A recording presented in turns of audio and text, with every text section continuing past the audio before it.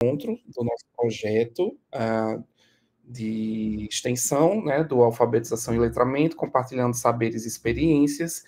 E hoje nós temos essa temática de desenvolvimento oral, consciência fonológica e hipótese silábica, e temos a honra, o prazer imenso de termos conosco essas duas professoras incríveis, a professora Kivi e a professora Mariane, foram minhas colegas de trabalho lá no NEI.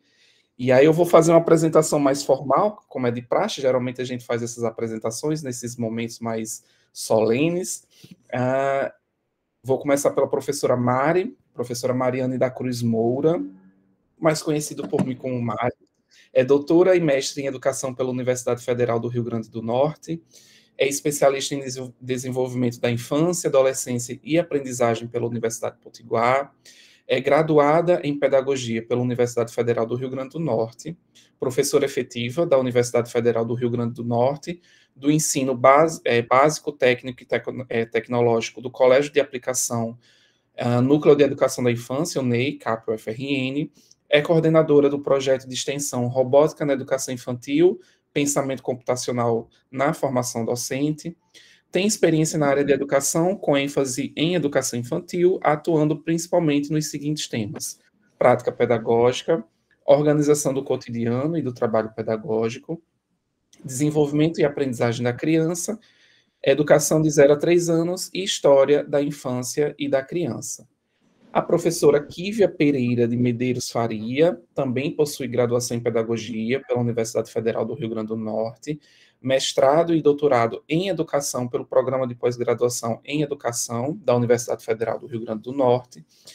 Também é professora do Núcleo de Educação da Infância, o NEICAP-UFRN, tem experiência na área da educação, com ênfase em educação da infância, atuando principalmente nos seguintes temas: ensino de literatura, formação do leitor, leitura de literatura, mediação pedagógica e emergência do pensamento crítico.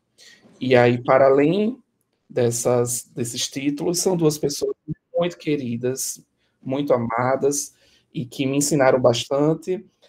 Quando eu estava no NEI, Mari foi a minha coordenadora, e ela é aquela coordenadora que ela pode sair de sala, mas a sala dela não sai dela, então eu aprendi muito com ela, principalmente quando eu estava sozinho, que teve um momento que a minha dupla precisou se ausentar, e aí Mari era quem eu recorria sempre, e Kívia foi minha parceirona também de inquietações, de desejos, de aprendizagens. Então eu estou muito feliz de tê-las aqui.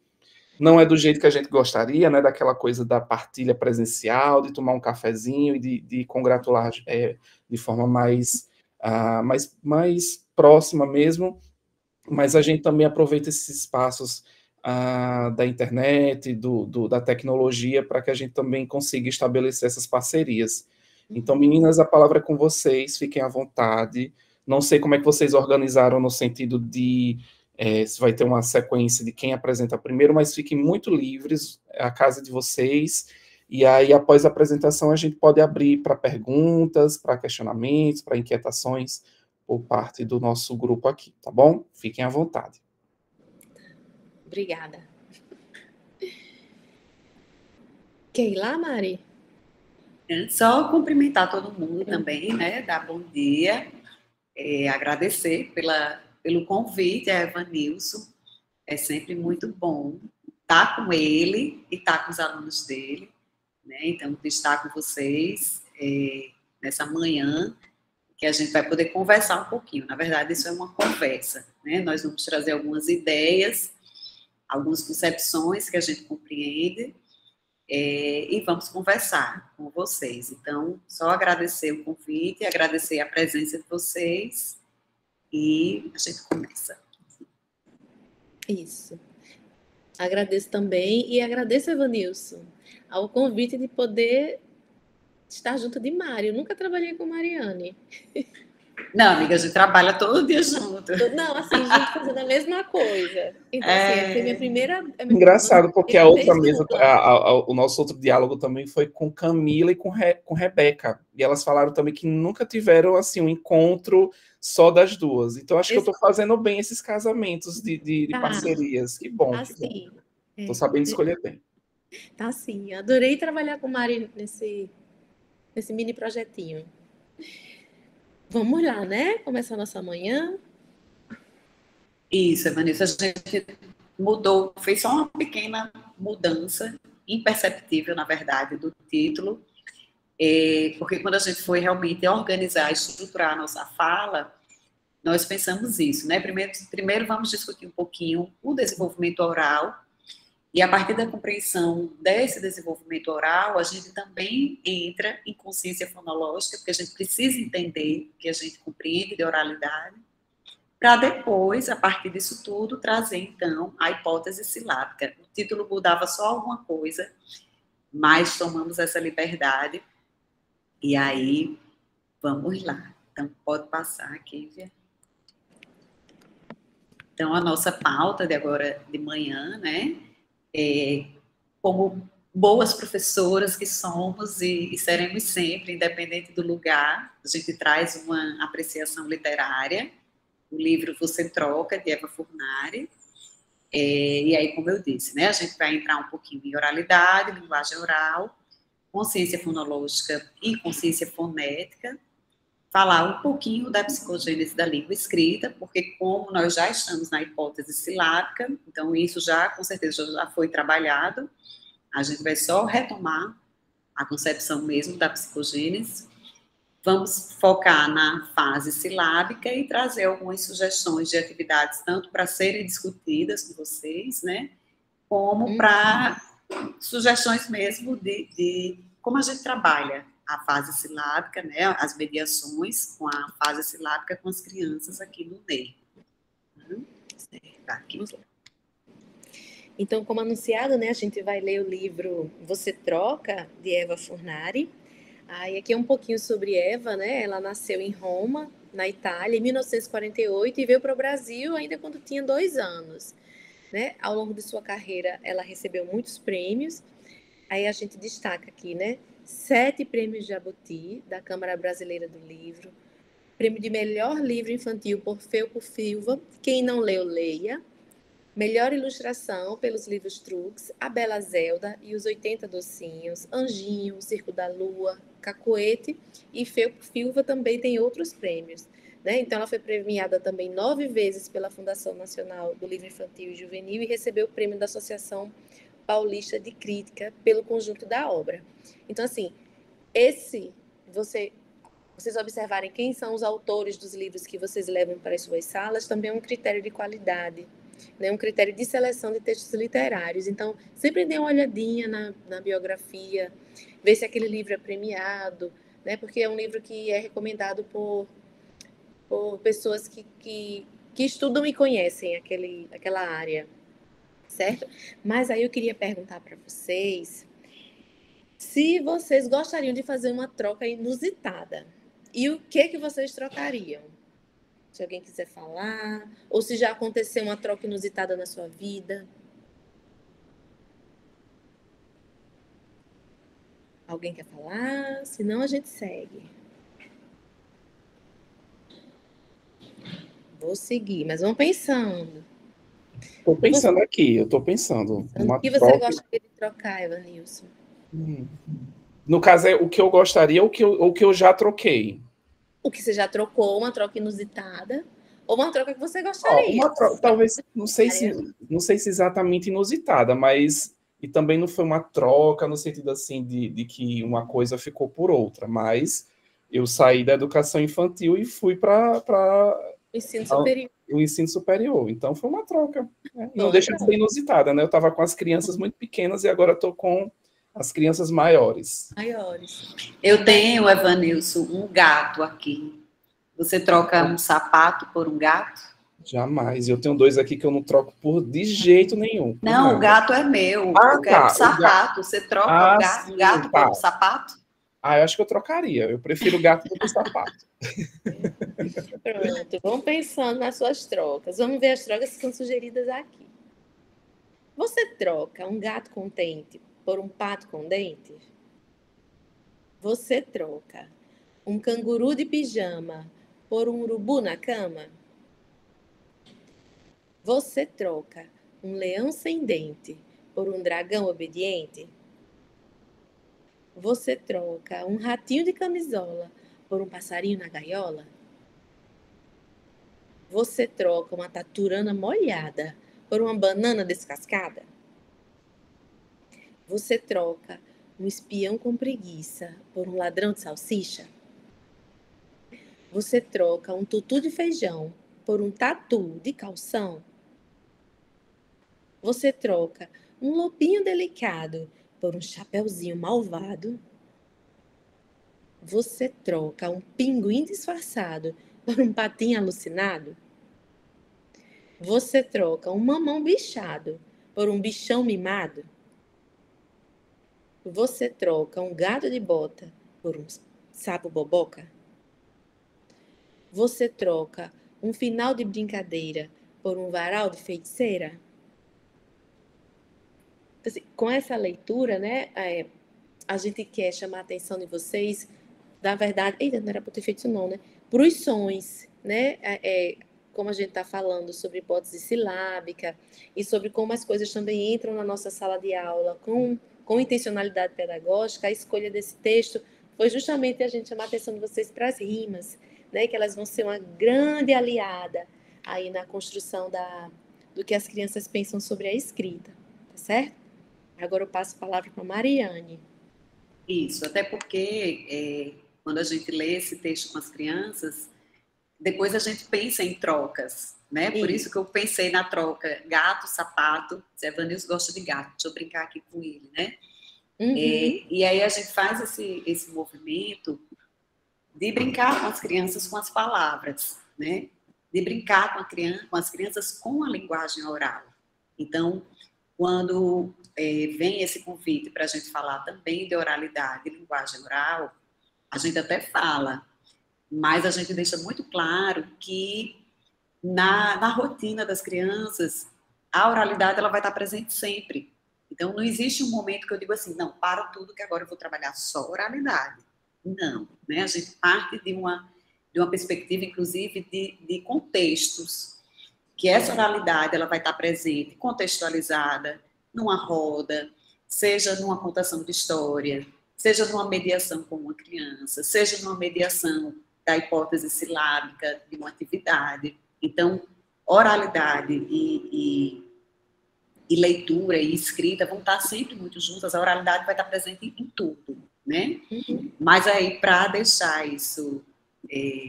o que a gente compreende de oralidade, né? Com essa grande ressalva, a oralidade está presente em tudo.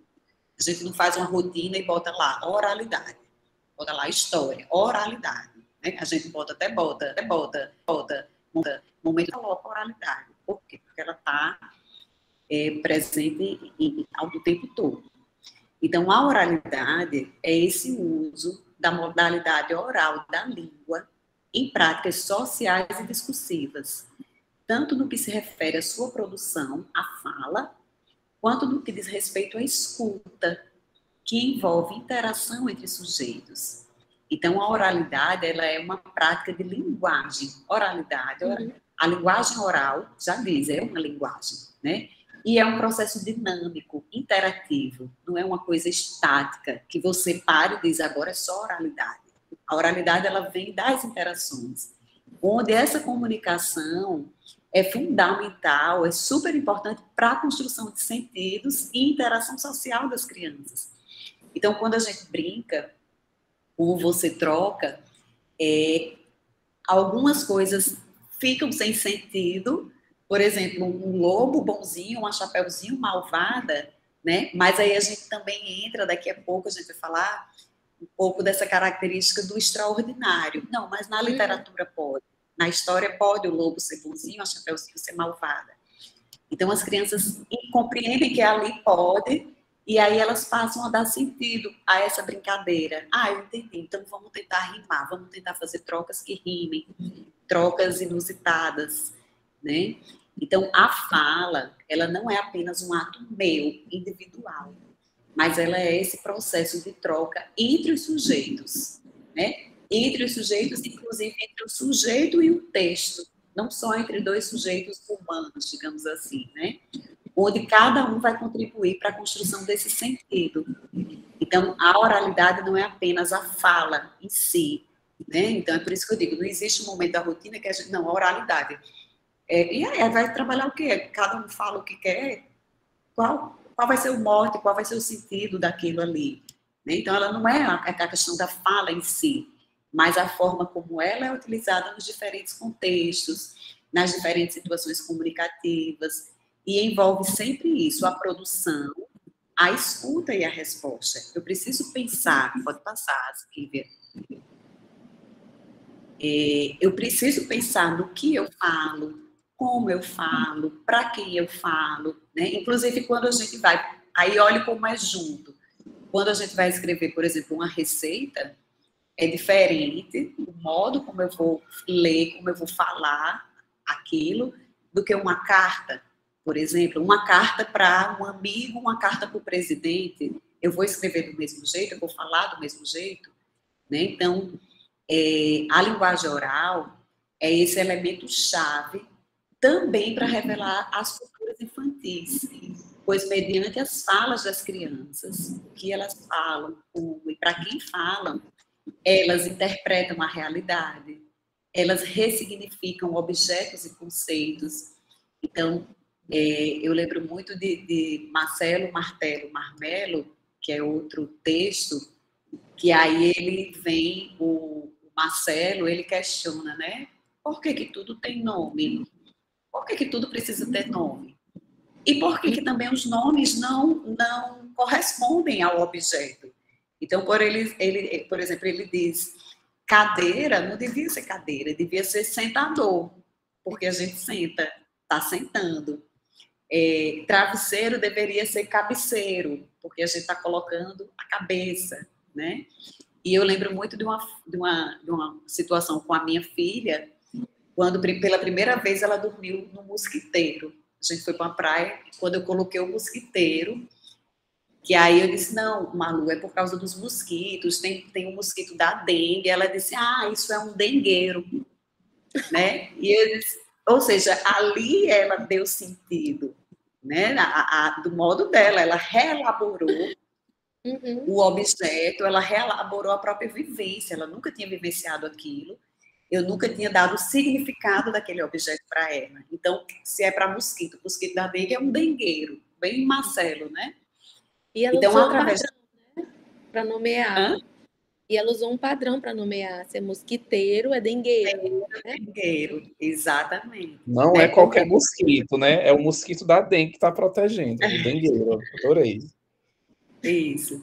E aí, por quê? Porque eles estão ressignificando, e nisso a importância de nós, professores, ouvirmos, estarmos atentos, né? Então, assim, quando a gente pensa na oralidade e pensa nesses momentos de fala, é para que a gente também possa ouvir o que as crianças têm a nos dizer, de como elas pensam, né? De como eu não iria saber nunca que ela ia pensar desse jeito se eu tivesse já, não, Malu, né? Atropelado. Então, a gente precisa ouvir as crianças. Precisamos ouvir os sentidos que elas estão dando, as relações que elas fazem, a compreensão que elas têm, e isso só acontece pela linguagem oral, né? Por isso que é interação, por isso que é cultural, né? Então, através dessa linguagem oral, elas também revelam os seus modos de pensar, de ser, de agir. Elas expressam as marcas dos seus grupos sociais de origem, incluindo valores e conhecimentos. Então, muitas vezes uma criança chega e fala uma palavra lá que a gente, nossa, mas o que é isso? Mas naquele contexto, né, de onde ela vem, aquela palavra é usada e muitas vezes a gente não sabe o que é. Ou uma que a gente diz e ela não sabe o que é, porque é cultural, né? Revela essa origem, a origem dos grupos sociais. Então, envolve sempre valores e conhecimento. Pode passar aqui, Bia. Então, aprender a linguagem oral não é aprender a ouvir e decorar ações e palavras. Como eu disse, sua natureza é cultural, é mediada socialmente nas interações. Ela não brota naturalmente. Então, mesmo numa roda, esse momento ele vai ser mediado. Vão ter esses tempos de falas, né? Não é só decorar ações e palavras. mas é pensar sobre o que a gente está falando, o que eu quero falar. A gente está conversando, por exemplo, sobre a festa junina, aí vem uma criança e puxa, no final de semana eu fui para o shopping, né? Aí, que relação isso vai ter com a festa junina? Então, a gente está falando sobre a festa junina, para que elas compreendam que eu não posso, não é falar de qualquer jeito, é falar dentro daquele contexto, o que está conversando. Então eu tenho que falar, compreender o que está acontecendo aqui, né? Então, sua construção, a construção da linguagem oral, não diz respeito apenas ao recebimento e reprodução de informações, nem se refere a decorar palavras, mas envolve criação, invenção, construção por parte das crianças, desde que seja possibilitado isso a elas, né?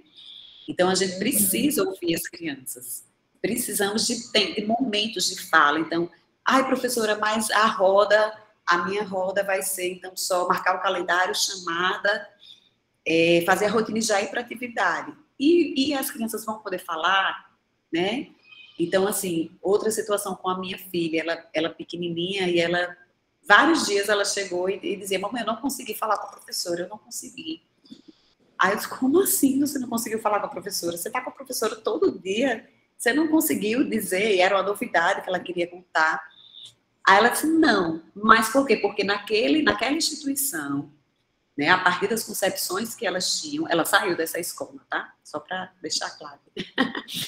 A partir do que elas compreendiam de linguagem oral, de oralidade, de criança, né, de educação infantil, não cabia um momento para as crianças falarem. Não era importante ouvir o que as crianças tinham a dizer. Então, ela não conseguia falar. Então, como é que a gente compreende o que as crianças dizem se a gente não escuta? Né? Então, desde pequena, as crianças elas participam de práticas sociais que vão envolver a língua. Tanto a linguagem oral como a escrita convivem na sociedade e se influenciam mutuamente, né? A fala escrita e a escrita falada. E elas dão forma e conteúdo às experiências das crianças, operando simbolicamente sobre a realidade. Então, as crianças inventam, as crianças precisam participar dessas práticas, né? Pode... Sim, aí aqui, né? Pronto, pode passar aqui. Pegou, voltei. Não, eu só não li lá o finalzinho, mas pode passar, não tem problema não. Você falou. Pronto, daí a importância... exatamente, a escuta sensível, perguntas provocativas, né? Não são...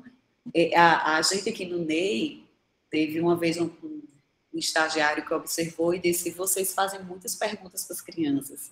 Porque, exatamente, sempre que elas fazem uma pergunta, a gente responde com outra pergunta, né? Para que ela possa refletir, para que ela chegue a essa resposta, né? Usando, muitas vezes, a linguagem oral, pensando, refletindo, fazendo as relações, e a partir da minha pergunta também. A minha pergunta precisa também ajudar esse processo das crianças. E provocar, né? Provocar, exatamente. Então, para Bakhtin, a língua atravessa a vida e a vida é atravessada pela língua. Língua e vida são indissociáveis. O trabalho com as linguagens oral e escrita só tem sentido quando realizado com discursos reais e significativos, com discursos que realmente se dirijam a alguém e que tenham uma finalidade enunciativa. Então, quando a gente vai fazer, por exemplo, uma carta, tem muito mais sentido para elas saber para quem vai ser essa carta. Uma carta a partir de uma situação que ocorreu. Então, a turma da tarde, por exemplo, rasgou um cartaz que estava lá exposto. Então, existe um porquê. Vamos fazer uma carta, vamos deixar um recado para a turma da tarde, que tenha mais cuidado, que foi uma produção que a gente gostou muito, caprichou muito, que se caso rasgue sem querer, que elas podem colocar uma fita, né? Então, é um discurso real, de uma situação real que a turma vivenciou e que faz sentido para elas, né? Mari, você falando isso, eu me lembrei, todas essas vezes que a gente está se encontrando aqui nesse evento, nessa ação, eu tenho me lembrado muito da minha passagem pelo NEI. E aí, quando você fala da carta, né, desse trabalho com a linguagem, que tem que ser significativo, e aí você cita esse exemplo, eu acho que, para além disso, que é importantíssimo, existe também um trabalho mesmo com a afetividade, porque aí eu lembro, principalmente quando você menciona a carta, que a minha turma, da turma 4, da educação infantil, quando eu estava nessa turma, Patrícia, ela se ausentou durante um tempo, né, a professora, e aí eles queriam se comunicar com ela de alguma forma. E aí eu lembro que ela defendeu o mestrado dela, aí eu cheguei falando para eles, né, gente, a professora Patrícia defendeu o mestrado, e foi ótimo, e eles perguntando, mas o que é mestrado? Eu fui explicar para eles, é como se fosse uma prova. Eu disse, não deixa de ser uma prova, né? E aí eles pediram para a gente escrever uma carta para a professora Patrícia, que eu depois fosse entregar para ela. E aí foi bem bonito o movimento dessa turma de entender qual é a função desse gênero textual, de entender como é que você se expressa através, né, desse gênero e da forma como eles se reportaram a Patrícia. E foi bem bonitinho, eles iam lá falando como é que eles queriam que a carta fosse construída, dizendo, professora Patrícia, soubemos que você foi muito elogiada no seu trabalho, gostaria de dar parabéns. Para quem estava indo a carta, o que eles queriam dizer. Foi bem bonito, foi bem bonito. Aí eu lembrei aqui, você falando da carta, eu lembrei da carta que a gente escreveu para a professora. Isso, e quando a gente fala de contextos reais, significativos, do interesse das crianças, né, e aí, aquilo que eu falei, a oralidade não é você decorar palavras e reproduzir, é diferente de você pegar um livro didático, principalmente na educação infantil, e usar com as crianças que não tem sentido nenhum. Não partem de vivências reais delas. Todos os dias as crianças têm muito a nos dizer, e desses dizeres nós temos a oportunidade de explorar muitas coisas.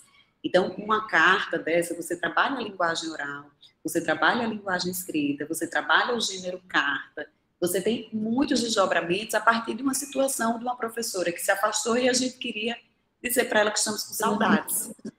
Né? Então, eu não precisava de um livro ou pegar uma atividade pronta na internet, por exemplo, para estar trabalhando, quando eu poderia aproveitar, ouvir o que as crianças tinham a dizer que estavam com saudades, dizer que queriam falar com a professora e explorar esse recurso, digamos assim, né? Mas isso é possível por quê? Porque a gente entende as crianças enquanto esses sujeitos potentes de fala, de ação, que interagem com a cultura. Então, como é que eu quero que elas compreendam o que é uma carta, por exemplo, se elas não têm acesso a esse gênero? Se elas só trabalham com livro didático, por exemplo, né? Se elas não têm acesso a situações que são significativas.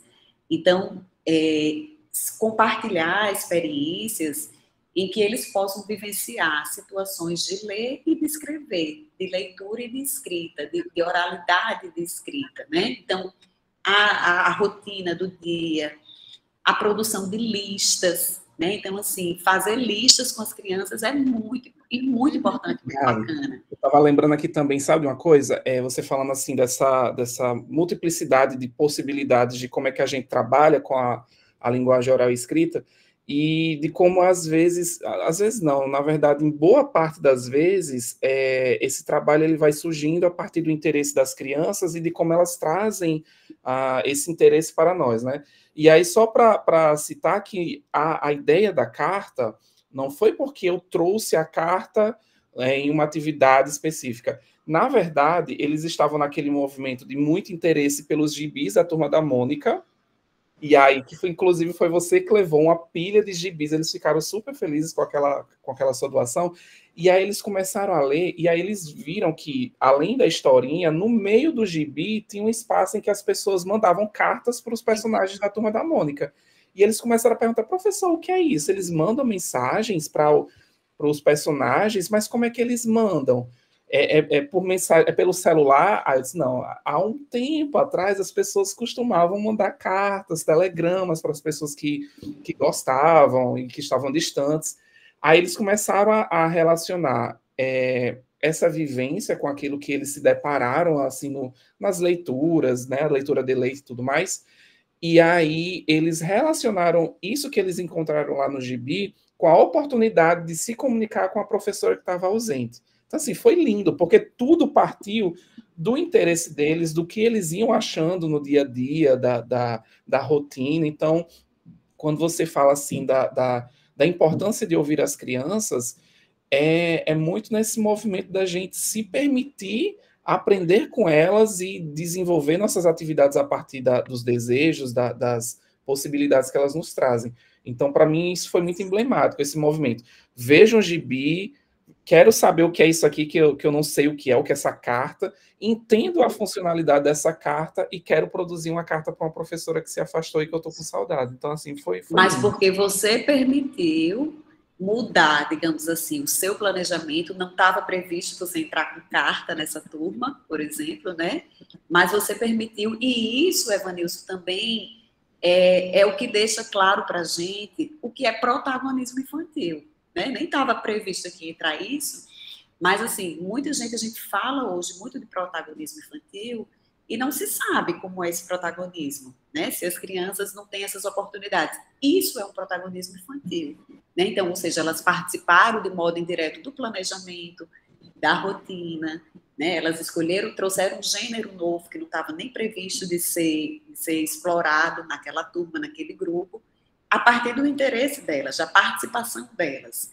Então, por isso que eu disse, tudo parte da compreensão, né? Assim, sempre, ao longo de todas as formações que vocês vão fazer, ao longo da prática de vocês, tudo vai partir das concepções que vocês têm, das concepções do lugar que vocês trabalham. Então, o que são as concepções? É a compreensão que eles têm sobre criança, infância, aprendizagem, desenvolvimento, oralidade, educação infantil, ensino fundamental, tudo, alfabetização.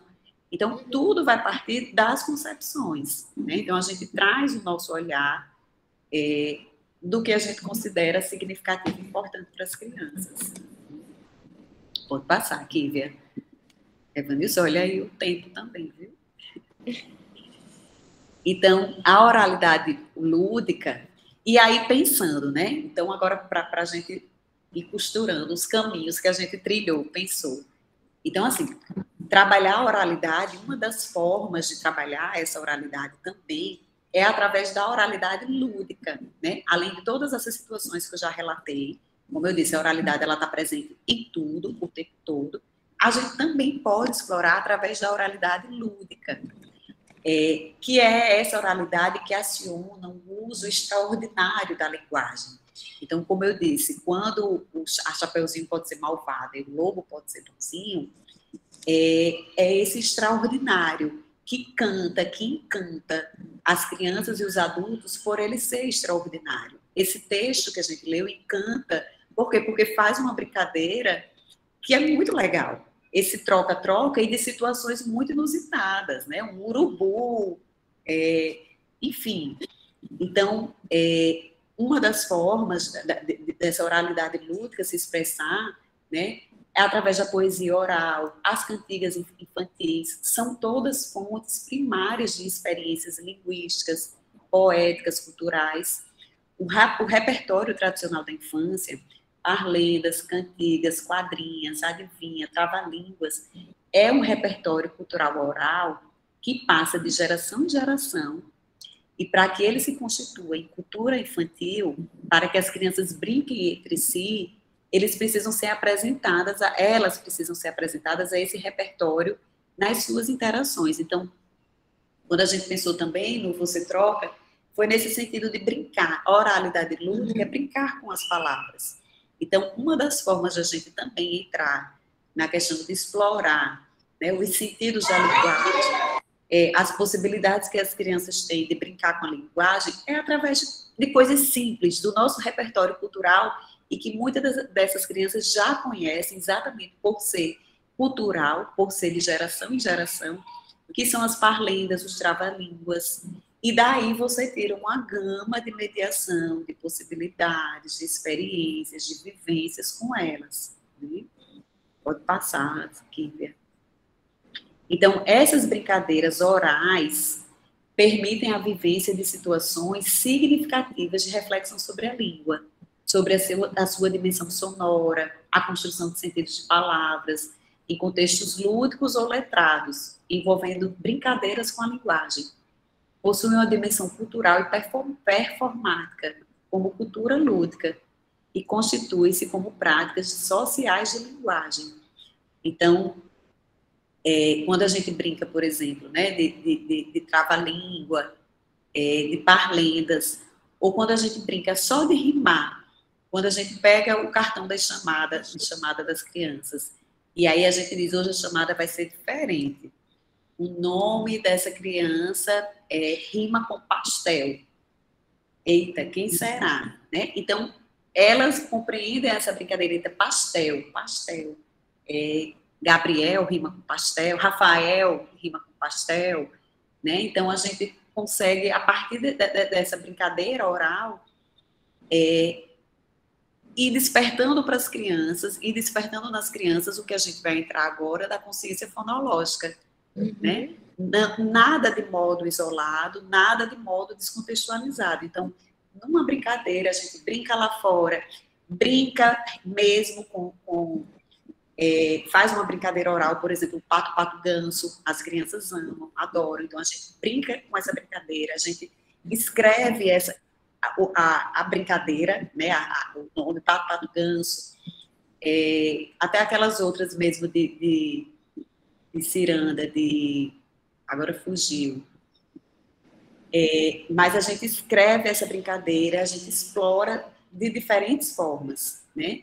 E aí, desse modo, a gente também explora a consciência fonológica, que é um aspecto, quando a gente compreende a consciência fonológica e não a consciência fonética, vou explicar as duas, como isso é um recurso a mais em benefício nosso e das crianças.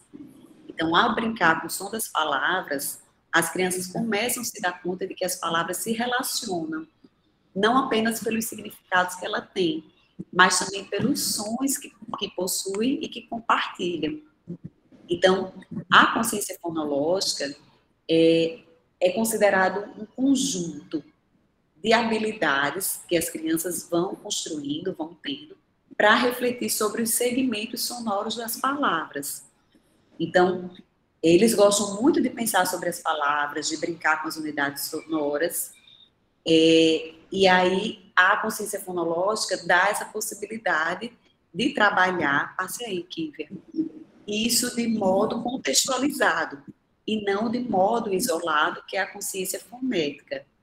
Então, enquanto a consciência fonética, ela diz respeito só à habilidade de manipular sons individuais, fonemas que compõem uma palavra, a consciência fonológica, ela diz respeito a essa habilidade de manipular os sons, não só os sons, mas também as sílabas, as partes das sílabas, esse rimar. Então, por exemplo, aqui, na brincadeira de parlenda, né? Lá em cima do piano tem um copo de veneno. Então, a reflexão envolve essa unidade sonora correspondente à sílaba. E a operação cognitiva de expandir, segmentar as palavras em sílaba. Então, quando a gente brinca, vamos devagarzinho. Lá em cima do piano. Né? Então, piano. Batata que passa. Pronto, batata. Mais rápido, mais devagar. Né? Exatamente. Do mesmo modo com a rima. Luciana rima com banana, como eu disse. Eita, esse menino rima com pastel, mas não é Rafael. Então, só sobrou quem? Gabriel. Né? Então, envolve a unidade sonora da rima e essa operação cognitiva de produzir palavras que rimam também a partir do repertório que a criança já tem. Diferente da consciência fonética, né, fonêmica, que ela vai trabalhar o fonema de modo isolado. Então, quando a gente compreende que trabalhar a consciência fonológica, vários estudos já disseram, a gente vê isso com as crianças, que trabalhar a consciência fonológica ajuda, né, digamos assim, contribui para esse desenvolvimento, aquisição, essa compreensão das crianças da linguagem escrita, né? Mas trabalhando desse modo, quando a gente diz Evanilson, né? Van. E aí a gente pensa também que na nossa sociedade letrada, a gente não chega no supermercado e tem letras soltas. A, F, G, aquilo não faz sentido nenhum. Né? Se a gente chegar no supermercado, no shopping, e tiver letras soltas no outdoor, no meio da rua, um A bem grande, aquilo não vai fazer sentido nenhum. Então, as crianças, elas precisam aprender a partir das palavras, né? Que é o que elas vão se deparar no mundo, que elas já se deparam, na verdade. A gente disse que desde muito pequenas, elas estão inseridas nesse mundo letrado, e que existe escrita em todo lugar, né? Existem cartazes, existe o supermercado, existe o ônibus ele pode até ter um número, mas é outra coisa. Mas ele não vai ter uma letra isolada, ele já vai dizer alecrim, por exemplo, né? Então, não faz sentido a gente trabalhar de modo isolado, quando, na verdade, as crianças, elas compreendem o todo. Então, a gente parte, por exemplo, dos nomes dos amigos, dos cartões de chamada das crianças, das listas do que é significativo para elas, da rotina, da própria rotina. A Equívia vai já mostrar esses exemplos de atividades, né? Então, aqui a gente tem, aí aqui, que eu acho que eu que vou ter que projetar. Então, só para vocês entenderem, né? Então, quando a gente né? pode parar. Quando a gente faz uma mediação, né? Vamos escrever uma lista de de comidas favoritas da turma, né? E aí eles vêm e dizem chocolate. Eita, chocolate. Como é que será que escreve chocolate? Chocolate, chocolate. Tem som de quê? Chocolate. Provavelmente vai sair o X e o O. Ok, né? Xó. Tem som de xó mesmo, de X e de O. E aí depois, aí sim, no ensino fundamental, ou quando esse processo já estiver mais consolidado, aí a gente vai trabalhar a análise fonética para entender que chocolate não é um X, tem som de X. Eles vão compreender que a gente não escreve do modo que a gente fala, né? Então, a gente fala chó com X, ó, parece, mas a gente escreve CHO. Aí sim, eu trabalho de modo isolado, CHO, né? Então, mas enquanto isso não acontece, né? A gente trabalha chocolate, um X e um O, tá? X não, chó, có. Eita, tem uma criança aqui que também tem esse som no nome, né? Enfim, então a gente vai fazendo essa mediação e eles vão compreendendo no todo, esse som no todo. Eles brincam através das rimas, as brincadeiras orais, diferente de trabalhar de modo isolado. Então, a gente vai botar rapidinho aqui, só para vocês verem. Ai, tomara que... Eu vou indo também. Peraí. Tá aparecendo? Tá. Vê se vai ter som aqui. Então, vamos ver. Vamos começar pelas vogais. Tá. A letra A, ela tem 2 sons que a gente vai representar aqui. A,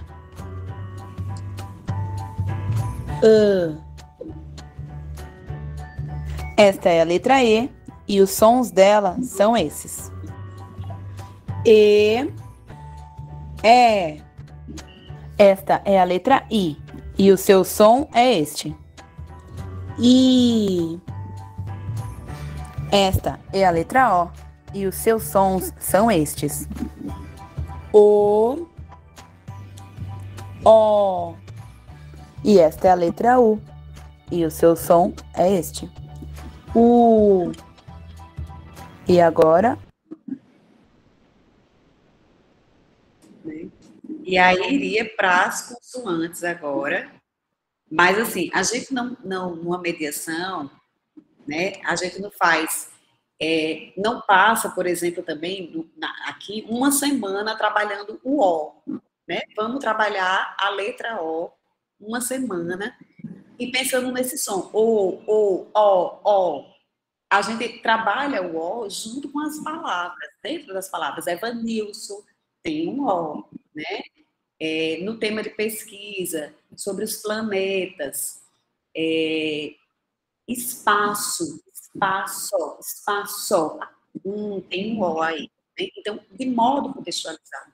É isso que eu digo. É só a gente pensar nessa questão dos cartazes. Se chega no meio da rua e está tudo separado, né? Não faz sentido nenhum. Não faz sentido para as crianças. Né? E essa é a diferença de consciência fonética para a consciência fonológica, né? De trabalhar os sons ou de trabalhar os fonemas de modo isolado. A gente pode trabalhar os fonemas depois que as crianças já estão alfabetizadas, que é o que a gente diz, alfabética com erros gramaticais, que isso é com o uso da escrita, com o uso da palavra que eles vão se apropriando. Natal é com U ou com L? Aí, não, a gente diz, é com L. Mas eles já sentem essa necessidade de perguntar, né? Natal é com U ou com L? Final é com U ou com L? Aí a gente vai e diz. Mas a gente não trabalhou isso de modo isolado, mas trabalhou através do som dessas palavras. Tá, aqui depois passar. Então, assim, em vez de propor exercícios focados na repetição de fonemas, o que defendemos é a criação de situações didáticas em que as crianças brinquem com as palavras, de tal forma que percebam a relação entre grafia e som, né? E muitas vezes essa grafia e som vai sair, como eu disse, chocolate, XO, mas faz todo sentido nesse momento, XO, chocolate, né? E não de modo da repetição. Como eu disse, trabalhar uma semana inteira o O, fazer várias vezes lá no caderno o O, depois várias vezes lá o A, né? De modo... Então, quando a gente usa os fonemas isoladamente, há uma sobrecarga desnecessária nessa pronúncia. Adia o contato das crianças com textos do mundo real. Então, por exemplo, eu chego na roda e digo, gente, ontem eu fui na padaria, tinha esse jornal. Olha que interessante, faz tanto tempo que eu não vejo um jornal. Achei um jornal, bora ver o que tem nesse jornal. Então, a gente vai ler as notícias do jornal. Olha aqui, bem grande, o nome do jornal. Me ajuda aqui a ver o nome desse jornal. Hoje, jornal hoje. Eita, jornal hoje, né? Ou seja, elas estão tendo acesso a textos do mundo real. Então, quando a gente trabalha os fonemas de modo isolado, submete as crianças à leitura de textos falsos, nos quais determinada relação entre letra e som é repetida em cantinelas de palavras. Né? Então, reduz a linguagem oral escrita a esse sistema abstrato, de formas linguísticas ou como expressão monóloga, e não como discurso, como interação. Né? Então, refletir sobre o som das palavras é pensar sobre os seus significados. O que aquela palavra significa? Eita, jornal. Vocês já viram um jornal? Vamos ver o que é um jornal. Ah, agora eu sei o que é um jornal. O jornal fala de esporte, fala de anúncio, conta as notícias que aconteceram. Ah, agora eu entendi o que é um jornal. Né? Possibilita um contexto lúdico, brincante, favorece experiências com textos orais e escritos do mundo real. Quando chega no supermercado, do mesmo modo, eita, fui no supermercado, trouxe um encarte. Quero que vocês me ajudem aqui a fazer uma feira. Quanto é que vai dar a minha feira? Vamos escolher, fazer aqui uma lista dos produtos que eu quero desse encarte. Né? Ainda que as crianças possam fazer relações entre sons que se repetem, porque elas estão atentas às palavras, elas observam a língua e pensam sobre ela. E essas observações só faz sentido dentro do fluxo discursivo, né? Ou seja, e discurso é interação. Sou eu que levo o texto, é o texto que também interage com essa criança. Tá? Então, acho que deu para entender um pouquinho essa questão da análise fonológica e da fonética. Pode passar aqui, Ivia. Agora é comigo. Pronto, então a gente vai ver tudo isso que Mari vem falando, né, sobre o uso em contexto da linguagem oral, que na verdade são as produções de textos orais, né, que na escola a gente tem a tendência a dar muito valor à produção escrita, né, mas a produção oral, como Mariane vem dizendo, né, ela também é circunstancial, ela tem sobre o que, para quem fala, né, então exige um planejamento. Então, assim, como a gente começa, né, sobre tudo o que se fala, todas as palavras que estão aí no mundo, o que a gente diz, o que minha professora lê lá na sala, aquilo que ela escreveu no quadro, aquela rotina, a criança começa a pensar o seguinte, que o que a gente fala também é possível de ser registrado de outra forma, né? É possível ser escrito, né? Então, assim, inserida nesse contexto alfabetizador, provocativo, de práticas sociais, de uso da linguagem oral e escrita, né? A criança começa a ver que existe uma transposição daquilo que se diz para outro modo de registrar, né? Então, a gente tem as teorias que vão fundamentar a aprendizagem da linguagem escrita. Aí a gente traz a teoria de Emília Ferreira e Ana Teberoski, que elas vão lá, estão fundamentadas no construtivismo, né? Que aí a gente vai ter uma mudança de paradigma, a gente não vai olhar só para o que se ensina, o conteúdo, que isso é muito presente nas escolas tradicionais, mas o foco vai centralizar para o como se aprende, né? A gente tira a carga do conteúdo e joga esse olhar atento para o como se aprende, quem é aquele sujeito que aprende. Então, essa mudança de pensar, né, sobre a forma, e isso vai trazer mudança sobre a forma de ensinar, né? Então, vou olhar para aquela criança, para aquele aprendiz, a forma como ele interage com o conhecimento. Aí, nessas teorias, né, de Emília Ferreira e Ana Teberoski, ela traz um conceito importante, que são os erros construtivos, né? Porque quando a criança escreve chocolate com X, vai escrever Evanilson, bota E, A, I, O, quase todas as vogais. Então, assim, ela não está escrevendo errado. Ela está dando pistas sobre o que ela já sabe sobre a escrita, né? Então, o erro construtivo, ele vai evidenciar o grau de conhecimento que uma criança, um aprendiz, tem sobre a escrita. Ela vai revelar o que essa criança pensa, o que está ali na mente dela, sobre o que é escrever e sobre as etapas do processo de aprendizagem da escrita, né? Então, essa aprendizagem na abordagem piagetiana, ela é compreendida como um processo ativo e construtivo, no qual os indivíduos constroem o conhecimento por meio da interação sobre o objeto. Então, a gente vai aprender sobre a linguagem oral a falar falando e vai aprender a escrever escrevendo. É interagindo sobre o objeto do conhecimento com a ajuda dos meus mediadores, né? E tem outras teorias também que vão falar sobre a aprendizagem da língua escrita, né? No caso, a gente traz Vygotsky, que ele vai dizer que a escrita é uma prática social, né? Isso também vai bem casar com as teorias de Bakhtin. Na verdade, eles bebem lá da mesma fonte, né? Quando traz todo que o nosso conhecimento ele está imerso em práticas sociais, que a gente não aprende sozinho, né? Nós somos sujeitos sociais, interativos. Então, para aprender, a gente precisa de um mediador, né? E o que é mediação? Né? É o processo de intermediar elos em uma relação, na intenção de se criar uma nova relação, né? Por exemplo, eu estou aqui pensando sobre a escrita, né? E eu estou lá, uma palavra que Mariana falou, sei lá,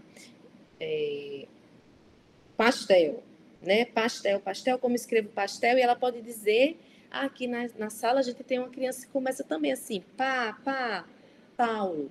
Ah, eu sei, Paulo é PA, então pastel, é PA também. Então, são relações que a gente vai criando e a partir dessas relações as crianças vão se relacionando de outra forma com o objeto de conhecimento e criando novas relações, novas problematizações. Por isso a importância de fazer perguntas, né, que façam o sujeito pensar, né, que a gente lembre sempre que as nossas crianças são sujeitos pensantes, potentes, né, que eles têm muito a nos dizer e às vezes é uma perguntinha que está faltando ali para o menino se encaixar numa etapa maior do desenvolvimento da aprendizagem, né? Então, nesse processo de mediação, a gente traz o conceito de zona de desenvolvimento proximal, né? Que eu costumo dizer que é o nosso local de trabalho, né? Que é a distância entre o que a criança já sabe e o que ela tem de potência, o que ela precisa aprender. Então, a gente trabalha aqui nesse meio campo, vamos dizer, nesse meio termo, né? Que é a zona de desenvolvimento proximal. É ali onde a gente vai colocar os elos, né? Por isso que não faz sentido a gente trazer palavras que não fazem parte do repertório da criança, né? Trabalhar textos de forma descontextual, fora de contexto, letras isoladas, né? Porque a gente tem que trabalhar ali, na zona de desenvolvimento proximal, vendo o que ela já sabe, pensando no que ela tem que alcançar, certo? E aí o seu conceito de aprendizagem, né? Que o aprendizado humano pressupõe uma natureza social, específica e um processo através do qual as crianças penetram na vida intelectual daqueles que o cercam, né? Então, é o acesso a todo o conhecimento que já foi construído. E como a escrita, né? Ela é uma invenção, né? Então, é uma forma, o aprendizado da escrita é uma forma de possibilitar às crianças que ela entrem nessa construção humana que está aí, que a gente usa a nossa grande tecnologia. Kívia, e só complementando, quando você fala, né, quando a gente faz a primeira vez essa relação, eita, aqui tem uma criança que começa com pá, pá, pá, a gente vai escrever pastel, é igual o nome de uma criança que tem pá, pá.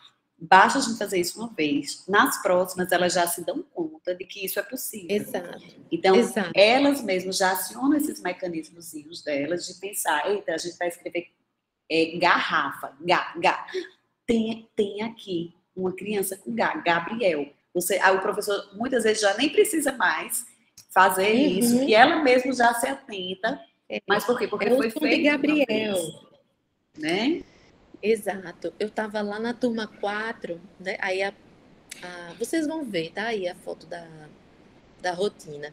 Aí eles estavam querendo escrever a palavra feira. Aí o menino já tinham passado pelo FE, estavam no RA. Aí o menino, LA. Aí a professora, vamos lá ver. LA, feila. Será que é um L?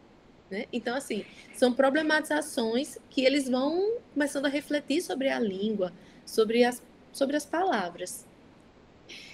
Então, vamos lá, né? Ela chama atenção sobre 3 aspectos fundamentais no processo de apropriação da escrita pelas crianças, que são, né? As crianças pensam sobre a língua e elaboram conhecimentos na sua relação com esse objeto do conhecimento.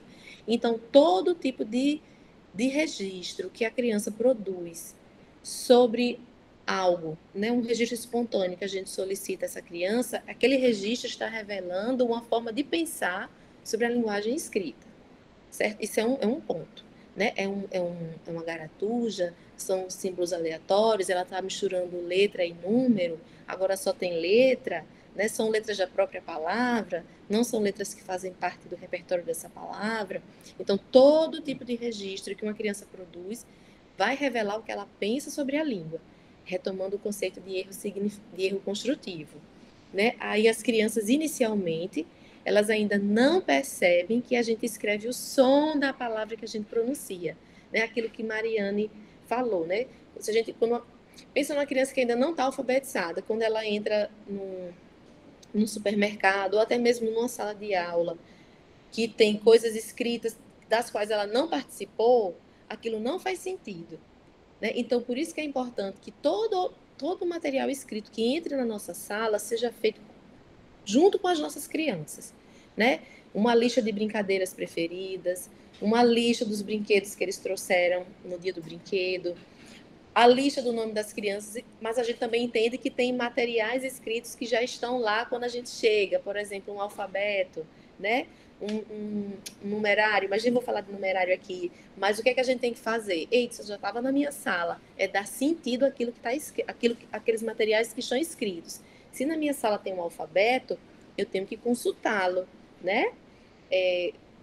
Professor, é um A? Como é que faz um A? Vamos olhar ali no alfabeto? Vamos olhar ali, né? E mostrar lá. Então, tudo que tem na nossa sala, nas nossas paredes da sala, tem que ter um sentido. A gente tem que fazer uso, certo? E lembrando sempre, acessível às crianças, que elas possam ter acesso no campo visual, né? Baixinho.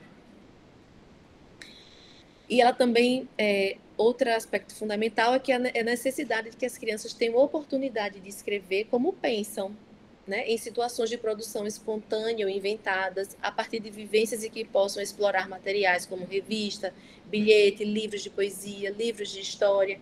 Então, assim, que as crianças não sejam tolhidas nos seus modos de representar a escrita, certo? Lembrar sempre que aquilo revela o que aquela criança já sabe naquele momento sobre a escrita, tá certo?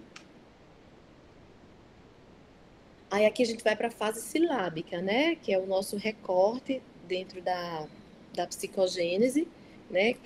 Foi o que a gente ficou incumbida de dar conta, né? Então, o que é que a criança já compreende na fase silábica, né? Ela já passa a compreender o que a escrita representa, que é o som das palavras, né? Então, essa criança já passou pela fase pré-silábica, ela já está aqui. Então, ela já está entendendo que para escrever, eu não vou usar desenhos, eu não vou usar números, eu vou usar letras. E que aquelas letras representam o som das palavras, o som daquilo que eu falo, certo? Então, o aprendiz, ele percebe que a escrita tem relação com o som das palavras, né? E ela tem a ideia, a hipótese de que para escrever é preciso prestar atenção nas partes dos sons, nas sílabas. Por isso que é tão importante tudo aquilo que Mari vinha falando, né? As brincadeiras com rimas, as parlendas, chamar atenção para essas unidades sonoras das palavras. E ela também sabe que, além de que é preciso prestar atenção nas partes das palavras, ela tem que grafar uma letra para cada sílaba ou parte de som que ela percebe. Aí aqui tem um exemplo, né? Para caju. Ela sabe que caju tem duas partes. Então, ela vai escrever ela vai representar dois sons, né? Ou, aqui são exemplos. A, ou RL, ou AU, CG, CJ, KJ, KG. E cada modo desse de representar vai nos dizer o que ela está pensando sobre essa representação, né? Porque a fase silábica, ela vai se apresentar de duas formas para a gente, certo? A correspondência entre as letras com a quantidade de sílabas ou de sons que a criança percebe, ela pode acontecer sem valor sonoro convencional. Por exemplo, ela vai escrever caju, ela vai escrever um A ou um E, um R e um T, né? um B e um C, um D e um E, ela vai representar com duas letras aquelas duas sílabas, o K e o Ju. Uma letra para K e uma letra para Ju. Então, ela está representando silabicamente, mas sem valor sonoro. E com valor sonoro convencional, ela vai representar cada parte dessa palavra com letras que fazem parte do repertório da própria palavra. Então, para caju, ela pode escrever um A para K e U para Ju, a letra K para K e o J para Ju, um K com U, o C com U, um C com J. Então, ela vai sempre usar letras que já fazem parte da escrita convencional daquela palavra. E aí podem ser com vogais ou com consoantes, certo? Aqui, na hipótese silábica, né? A criança começa a perceber que há uma relação bem precisa, mas não muito clara para elas, né? Então, ela sabe que cada letrinha daquela vai corresponder a uma parte da palavra. Mas ela sabe que existe isso, mas isso ainda não está tão claro, certo? Tanto é que ela pode oscilar entre um sem valor e um com valor, certo? E também existe um salto qualitativo, né, que é caracterizado pela descoberta da relação som-grafia, representando cada sílaba, que para cada sílaba da palavra há um grafema, certo? Então, cada pedacinho que eu estou dizendo aqui, eu posso representar isso com uma letra, né? Existe a descoberta de que a quantidade de letras com que vai escrever para cada palavra pode ter uma correspondência com a quantidade de palavras que se reconhece na emissão oral. Por isso também é importante pronunciar as palavras com clareza, certo? Quando o livro que a gente leu, né, Você Troca, ler com bastante cuidado para que as crianças percebam o som das palavras. Por isso que é importante planejar a leitura, ler com antecedência, né? Porque a gente é um modelo, nós somos um modelo para as nossas crianças, isso é um fato. Modelo de leitor, modelo de escritor, modelo de muitas coisas. E uma coisa que a gente não pode tirar da nossa mente é que muitas vezes a escola e a figura do professor é o ambiente estruturado e estruturante que essa criança tem na sua vida. É uma responsabilidade bem grande. Eu não gosto nem muito de pensar sobre isso. E me dá um aperreio. Então, aqui a gente retoma, né, os dois tipos de hipótese silábica, a sem valor sonoro convencional e a com valor sonoro, né? A sem valor sonoro, só para relembrar, ela vai escrever partes da palavra, mas com qualquer letra, e com valor, ela vai escrever partes da palavra com letras que fazem parte daquela palavra. Por exemplo, cavalo, né?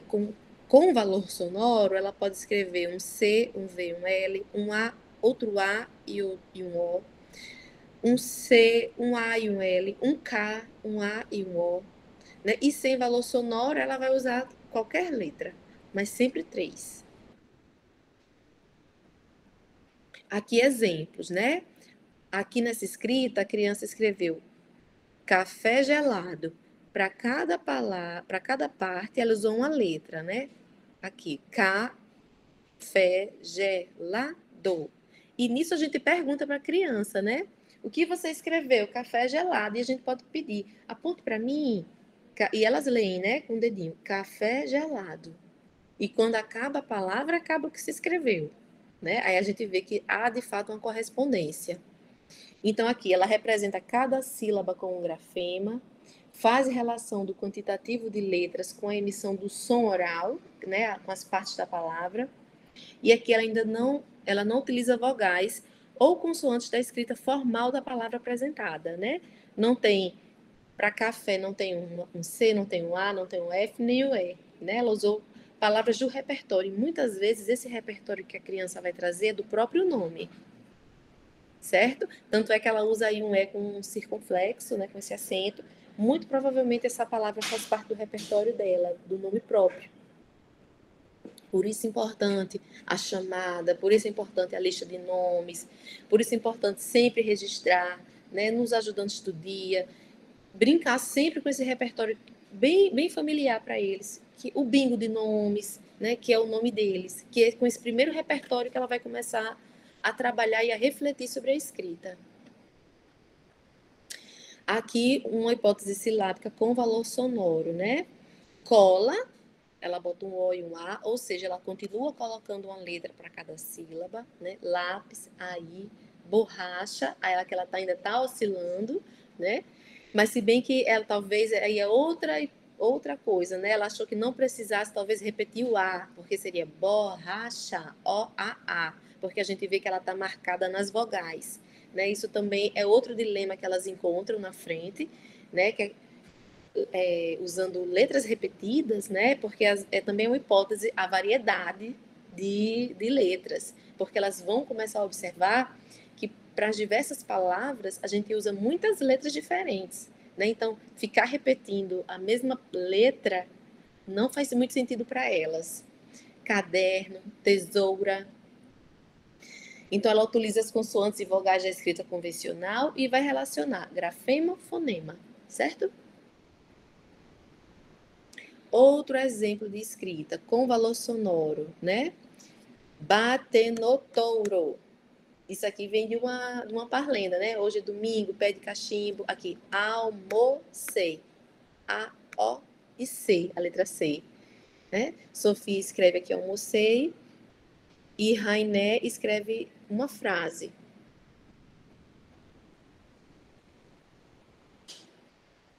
Aqui, assistir televisão. Assistir televisão.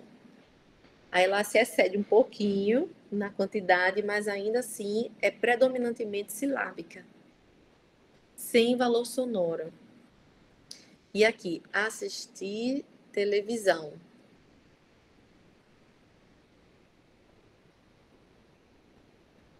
Aí aqui para a gente conversar, certo? Nesse ditado, Ana, ela escreveu dinossauro, assim, V-I-V-T, cavalo, gato, rã. E a frase, o gato é meu. Aí eu queria perguntar para vocês o que é que essa criança já sabe sobre a escrita. O que é que ela já sabe?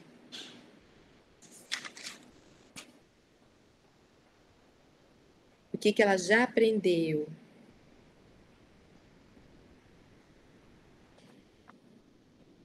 Todos pensativos. Vamos lá, o que é que ela já aprendeu? Que para cada parte da palavra ela vai representar com um grafema, né? Ela já aprendeu que para escrever a gente não usa qualquer símbolo, né? A gente usa as nossas letras, as letras que fazem parte do nosso sistema, do alfabeto. Ela já escreveu que se escreve a sequenciação, ela já aprendeu sobre isso. O que mais que ela aprendeu? Que vocês identificam? Ela aprendeu que varia, né, Kívia, as letras também que ela usa, não são todas iguais. E quando ela escreve lá, o gato é meu, vejam que ela ainda dá um espaço entre uma letrinha e outra. Então, a gente já tem, né, um início de um pensamento de que a gente segmenta as palavras. A gente não escreve tudo coladinho. Quando a gente vai fazer uma frase, né, que cada palavra ocupa o seu lugar. Né? Isso é o que ela já sabe. E o que é que ela ainda precisa aprender? O que essa criança ainda precisa aprender sobre a escrita?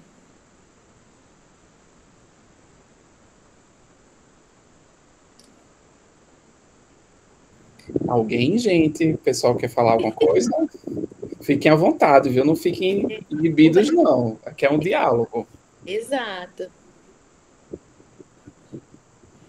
Você já citou, Kívia, o fato de que na escrita das palavras a criança não utiliza o repertório ainda das palavras?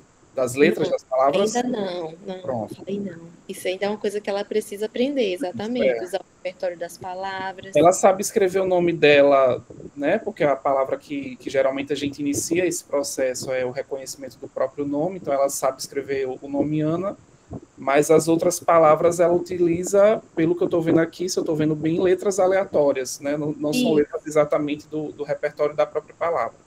Então, para dinossauro, é um V, um I, um V e um T, né? Em dinossauro. Isso. O cavalo é um T, o C, eu acho que são C, né? Espelhado e um M. Um M. Isso. Entendi. Exato. Então, o que essa criança ainda precisa aprender, né? Ampliação de repertório sobre letras, né? Apesar de que ela já varia, porque do nome dela, né? A não ser que seja uma Ana Beatriz. Isso, verdade. Ana Vitória. Verdade. Mas, assim, ampliação de repertório de letras.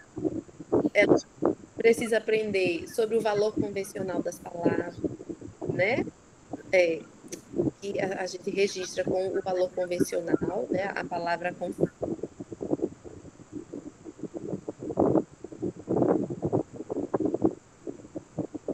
no erro construtivo, né? É uma escrita que não é convencional, mas que revela muito do que essa criança já aprendeu, né? Do que ela já consolidou sobre a nossa escrita, sobre a linguagem escrita. Aí aqui é um modelo de escrita com valor sonoro, né? As mesmas outras palavras semelhantes, né? Dinossauro, camelo, sapo, cão, o sapo pula no rio. Aí, o que é que essa criança já sabe sobre a escrita? Aqui está bem mais fácil, né? O que é que ela já aprendeu? Ela já aprendeu sobre o valor convencional, ela já aprendeu que não é qualquer letra, né? Ela faz uma seleção dentro do repertório que ela tem. Ela faz uma seleção dentro do repertório que ela tem, né? Ela está bem marcada para cada pedacinho da palavra um som. E o que é que ela precisa aprender, né? E aqui ela tem ela está num conflito. Quando ela vai escrever cão, ela bota o O, e possivelmente ela achou insuficiente, porque isso é um conflito que eles enfrentam, né? Como é que você vai registrar uma palavra toda com uma letra só? Aí ela vai acrescentar outra, né? Então, assim, ela já dá indícios que essa escrita precisa ser preenchida com algumas coisas. Sim. E o que é que a gente quer falar, Evanilson? Não, eu só estou pensando alto com você, nada específico. Sim. Não, pode falar. Sim. Então, assim, o que é que essa criança precisa aprender, né? Ser provocada sobre a parte que falta, né? Tipo assim, dinossauro. Vamos ler o que você escreveu chamar atenção para o nome de algum coleguinha que comece naquela letra, né? Talvez fazer, dar a palavra com partes faltando, certo? Tipo um dinossauro, você já dá com o i por ali, por exemplo, que ela tem predominância de vogais, né? E para ela pensar sobre o que é que ela falta antes para formar o di, né? E para o repertório de palavras que começam com D, talvez. Então, assim, mais exercícios. Lívia, Tá uma certo? outra coisa também desse exemplo, me parece que, diferentemente da outra criança, essa criança ainda não entendeu esse espaçamento que é preciso dar, né, entre as palavras. Ela colocou todas as palavras muito juntinhas na frase que ela construiu, né? Esse sapo pulou no rio. Então é também algo que ela precisa aprender também, né? Um outro elemento. Exato, é o que ela ainda precisa. Isso. Aí aqui são outros exemplos de atividades onde a gente vai poder pensar, né? Que capacidades, conhecimentos e atitudes sobre a escrita são mobilizadas nessas atividades que a gente vai mostrar para vocês, né? Então, quais são os conhecimentos que as crianças convocam para poder interagir e realizar essas atividades, esses momentos que a gente tem na nossa sala de aula, tá certo? Então, vamos sempre ficar com essa pergunta. Que conhecimentos e capacidades essas crianças estão convocando para poder participar de um bingo de palavras que tem o mesmo campo semântico e para o trabalho com o nome próprio? Que conhecimentos essas crianças estão convocando para poder brincar de um bingo de palavras? Quando ela pega a imagem da bola e está ali na cartela, bola, urso, corda, robô, patinete, unicórnio, bicicleta, ioiô e peão. O que ela convoca de conhecimento para poder chegar e marcar, botar a pedrinha dela na palavra bola?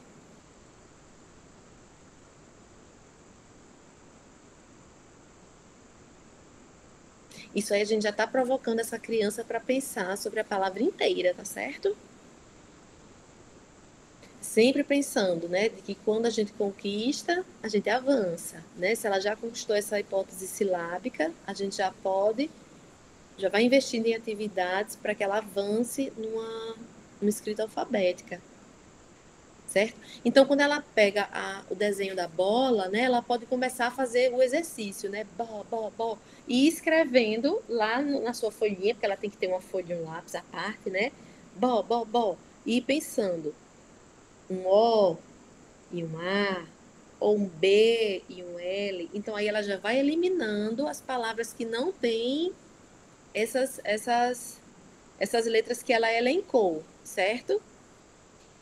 As crianças que estão sem ainda o valor sonoro convencional, elas vão eliminar primeiro as grandes, né? E depois vão entrar em conflito, porque tem palavras muitas com o mesmo tamanho. Aí vai entrar a ajuda do professor, né? A nossa mediação, que a gente também não vai deixar a criança sozinha, né?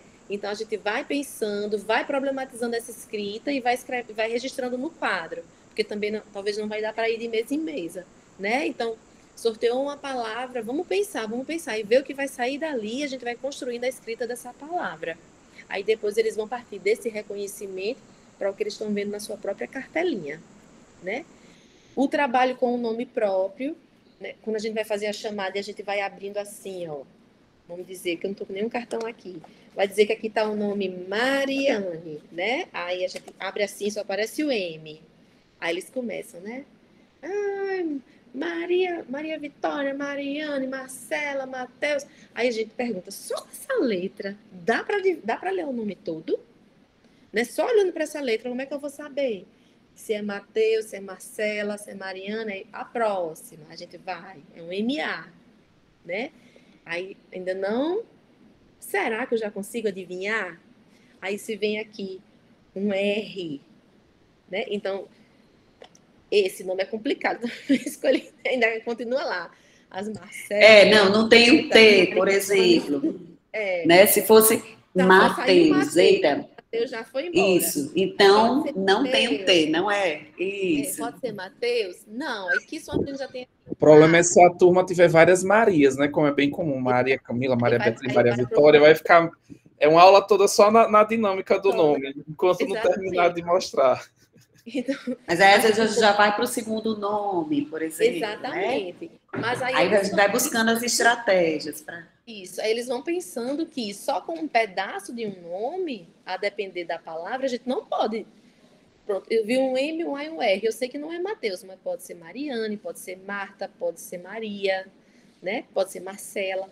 Então, assim, a gente vai começando a refletir sobre a palavra em seu inteiro, né? Em seu conjunto todo. Que aquilo tudo é que vai dizer o nome de Maria.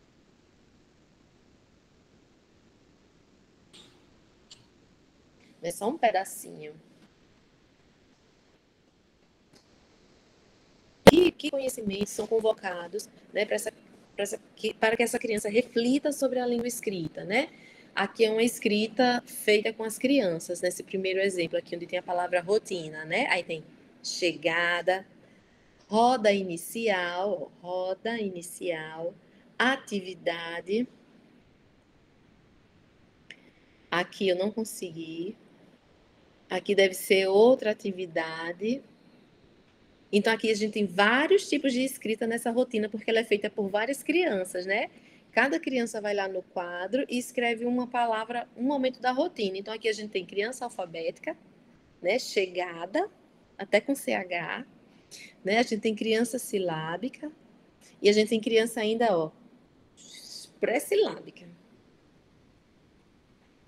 E aqui do lado, nessa rotina, com as letras faltando, né? Quando as crianças vão começar a pensar que só algumas letras, só o fragmento, né? As unidades sonoras não vai dar conta de escrever toda a palavra toda, né? Aqui, por exemplo, roda inicial, tá faltando as duas primeiras letras, né? Então, uma criança que ela tá bem marcada no silábico, ela pode dizer o ó, né? Mas só o ó, faz roda, né?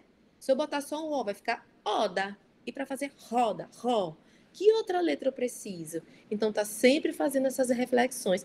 Foi nesse dia aí que... Não foi nesse dia, mas foi nessa turma onde eles estavam escrevendo a palavra feira, era na quinta-feira. Aí eles estavam dizendo que podia ser um L, né? A professora refletiu, né, com eles. Se vai só colocar um L, vamos colocar. Né? A gente não vai dizer de cara que está errado, a gente vai testando, né? E ver se aquela sugestão atende. Então, não pode ser um L. Porque quando a gente põe um L, a gente tem outra palavra. Não é feira, é outra. Né? Então, vamos pensar. Que outra palavra, que outra letra a gente vai usar para garantir esse som do Rá, né?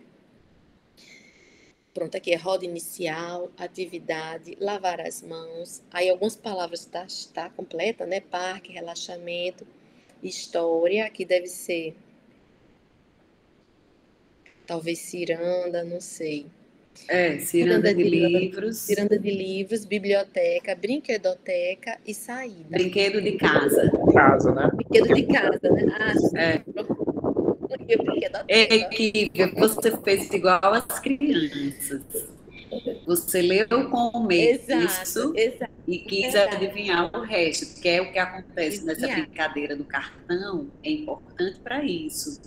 Para que não dá para adivinhar, né? Tem que ler tudo. Então, as crianças também vêm muito nesse movimento de ver a primeira e já querer adivinhar, né? E aí, quando a gente trabalha dessa forma, a gente tem que ir até o final, porque tem muitas Marias, pode ser, pode ser Marina, não, pode ser Mariane, pode ser, né, Marina. Então, também é uma forma deles compreenderem isso, que não é pelo começo, né? Não tinha essa foto, porque, assim, é uma coisa que eu tenho aprendido, é sempre tirar foto das coisas, porque é uma falha, eu não costumo. Às vezes, você escreveu uma palavra errada na rotina, né?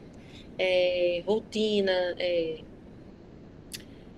chotina, botar um X ou uma letra aleatória, aí você escreve lá, aí eles já começam a apontar, aí você diz, ai meu Deus, eu estava muito atrapalhada, então como é que eu posso consertar? Né? Eles vão ajudando você também assim. Uma vez que eu coloquei um D, eu fiz essa estratégia de colocar a palavra errada, né, propositalmente. E aí eu coloquei, ao invés de rotina, eu coloquei rodina, com D. Aí eu comecei lá a escrever, né? Vamos escrever, pessoal, aqui a rotina, mas eu já coloquei aqui a primeira palavra. Aí, não lembro agora quem foi uma aluna, uma menina. Ela levantou a mão assim, disse, professor, eu acho que o senhor errou. Aí eu fui mesmo, eu já fiquei feliz, ó, alguém reconheceu, né? Você colocou rodina, e ela ainda disse assim, eu acho que você se confundiu com a próxima palavra que é roda inicial. Aí ela já entendia que o roda tem o D, né? Tem o som do D, mas rotina não tem. Eu fiquei super feliz, foi para isso mesmo que eu errei. Isso, porque ela fez duas relações. Isso. Né? Muito.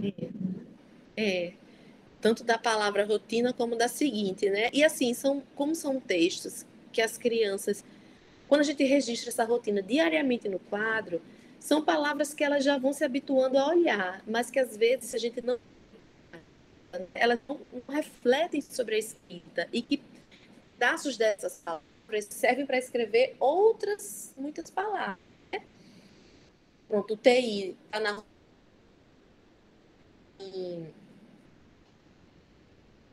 sei lá, e muitas outras que agora me faltam, tiete, tiara, né? Então, assim, elas vão começando a perceber essas que sempre que eu vi um ti, é um T e um I, não é outra, né? Trabalhar com textos conhecidos, textos que as crianças sabem de cor, isso é uma coisa bem legal. Aí trago de novo a fala de Mariane, né? As parlendas, né? As poesias. Quando a gente hoje é domingo, pede cachimbo, e deixar esse texto exposto na nossa sala, né, em tamanho e altura adequados. São textos que as crianças podem interagir e ir lá lendo, né? Hoje é domingo, pede cachimbo. As músicas que a gente gosta de cantar, escolher alguma e escrever na frente delas e colocar essa letra fixada na nossa sala, né? Então, vamos aqui cantar, né? E cantar um dia apontando que as crianças já vão apresentando. Gente, fazia isso no berçário, né, que a gente estava cantando as músicas de Tom Jobim, aí a gente escrevia, a gente escolhia uma que marcou muito, né, a gente escreveu, e quando a gente ia cantar, já tinha criança que se levantava, ia lá passar o dedo, bebês, né, mas por que ela fazia isso? Porque a gente deu sentido àquilo ali, não era uma coisa aleatória, ela sabia que aquilo ali era uma música, ela não sabe ler, mas ela sabe para que serve aquilo. A produção de textos coletivos, a gente destaca de diferentes gêneros, né? E que esses gêneros, eles dialoguem com o que acontece na nossa sala. E aí eu convido vocês a pensarem sobre a diversidade de gêneros que existem, né? Porque a gente usa muito receita, bilhetes, convites, mas existem muitos tipos de texto, de gêneros textuais que exploram, certo? Explorem tudo que tiver o alcance que faça sentido na turma de vocês. Certo? Aqui é um convite, convidamos toda a comunidade escolar para a nossa exposição do projeto Brinquedos e Brincadeiras, da turma do primeiro ano a data, o horário, o local. E ainda tem, né? Esperamos vocês. Então, assim, esse bilhete, né, tem as informações precisas do próprio gênero, né? O local, a hora, o tema, certo? E ainda diz, né? Venha, né? Ainda tem um convite, ainda tem as ilustrações, né? Então é um convite de fato. Então, assim, não é parar para fazer um convite, é ver o que compõe esse gênero e que esse convite de fato seja entregue, né? Que isso tem uma função, que ele exerça a sua função, é fixar pela escola, levar para outra turma, né? Mandar para casa, para as famílias, que as coisas de fato elas tenham uso, né? Porque como a língua escrita, o oral é uma prática social, ela tem que estar sendo usada, assim, gasta. O trabalho com as parlendas, né? Também entra na parte do texto que elas sabem de cor. E aqui a gente pode, aqui a professora deu destaque as palavras que rimam. Aí também aqui do lado, né? Ela fatiou o texto também. Rei, capitão, soldado, ladrão, moça bonita do meu coração. Então, assim, ela tem um modelo e fatiou. Também é outro tipo de atividade que a gente pode fazer quando as crianças já sabem o texto de cor, né? Porque elas vão refletir sobre qual pedaço é agora, né? Procurar quem começa lá com R, né? dentro dessas palavras que estão aí. Então, aí elas vão estar o tempo todo trabalhando suas hipóteses, o que elas pensam sobre a escrita, sobre as palavras, sobre o que elas representam, sobre os sons. Tem muita coisa em jogo aí, nessa atividade. Em todas elas, e nessa também. Lista de palavras com o mesmo campo semântico. Aqui é uma lista de brinquedos, né? Boneca, carrinho, boneco, peão, moto, bola. E aqui ao lado tem a ilustração.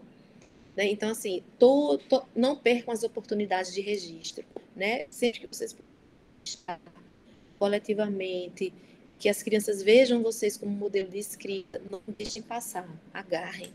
Né? Que é nesses momentos que elas vão começando a refletir mais sobre a escrita. E escrevam na frente delas, né? Só o fato da criança ver a gente escrevendo, né? O que ela, só de nos observar escrever, ela já entende, ela já começa a ver que existe uma segmentação, ou seja, eu acho uma palavra da outra, eu não escrevo tudo junto, né? As frases juntas. Ela vai compreender que eu escrevo da esquerda para a direita, de cima para baixo. Então, só do fato de a gente estar registrando na frente da nossa criança, já tem muita coisa envolvida que faz parte do nosso sistema de escrita alfabética. As músicas, né? Escolher as nossas músicas preferidas, que fazem parte do nosso repertório e deixar lá fixada. Tem turmas que fazem catálogos, né? Imprimem ou escrevem e encadernam, né, esse repertório musical. Mas o bom dela impressa na parede é que a gente pode consultar. Eu posso dizer, Mariane, acha ali para mim, naquela música, a palavra sol, né, a palavra bola, a palavra cozinha, naquela música que está ali. E a criança vai lá, então ela tanto vai pela memória, né? Borboletinha tá na cozinha. E aí ela consegue identificar as atividades com rimas, que nós já falamos, né? Quem está no telhado, um gato assanhado. Aqui a gente retoma também o nosso texto Você Troca, né? Que é um jogo intencional com as palavras, a oralidade lúdica, como Mariane já falou também, né? Que sempre que eu for escrever dó é um DO, ado é um ADO, né? Janela amarela. Então, a pessoa vai começar a prestar atenção nessas regularidades, certo? Nessas palavras que são iguais, que terminam de forma igual. Não existe outro jeito de escrever lá que não é LA. Isso, e às vezes eles até brincam, que até dizem que rime com janela. Aí eles vão e dizem garrafa. Ixi, garrafa rima com janela, vamos ver. Ó. Garrafa, janela. Acho que não rima, não. Né? Então, para eles entenderem, então isso é rimar. Né? São essas mediações. Exato, exato. E aí, pessoal, era isso que a gente pensou para hoje de manhã. Estamos aqui para ouvi-los, conversar, novamente agradecer, certo? E que é sempre bom olhar, assim como professora, sempre bom retomar, porque a gente sempre não deixa de aprender alguma coisa, de relembrar alguma estratégia, né? Especialmente aqui que a gente fica indo lá no berçário, vai para um quarto ano, vai para uma turma 4, cada ano num segmento, então assim, numa turma ou num segmento, então a gente tem realidades diferentes a cada